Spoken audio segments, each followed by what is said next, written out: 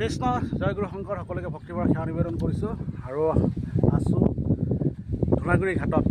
ধূনাগুৰি ঘাটৰ পৰা আমি আজি যাত্ৰা আৰম্ভ কৰিম যোৰহাটলৈকে। প্ৰথমবাৰৰ বাবে স্কুটি লৈ আমি এই যাত্ৰা আৰম্ভ কৰিছোঁ। মই আজিলৈ কোনো দিন এই ঘাটেদি মাজুলীলৈ আহিছোঁ, কিন্তু মই যোৰহাট যোৱা নাই। গতিকে আজি যোৰহাট যাম। গতিকে আপোনাৰ ভিডিঅ'টো চাই থাকিব। আৰু দেখিছেনে, সেয়া হৈছে দলং বনি আছে আৰু খুব কম দিনৰ ভিতৰতে হয়তো চাগে এই দলংখন হৈ যাব আৰু আমি ইয়াৰ ওপৰেদি যাবলৈ সুবিধা পাম। আৰু মই অকলে আছোঁ, লগতে মোৰ স্কুটিখন আছে।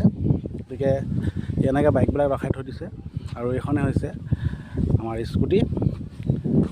এই স্কুটিখনেই লৈ পিনি আমি প্ৰথমবাৰৰ বাবে যোৰহাটলৈ ৰাওনা হৈছোঁ।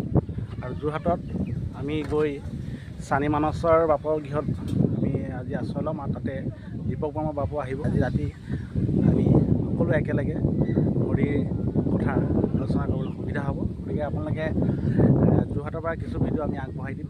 আজি এতিয়া নাৱৰ পৰাই আমি এই ফেৰীৰ পৰা আপোনালোকলৈ ভিডিঅ'টো আগবঢ়াই দিছোঁ। গতিকে আপোনালোকে যিখিনি পাৰে চাব আৰু লাইক কমেণ্ট শ্বেয়াৰ কৰি ছাবস্ক্ৰাইব কৰি দিব। কৃষ্ণ জয়গুৰু শংকৰ।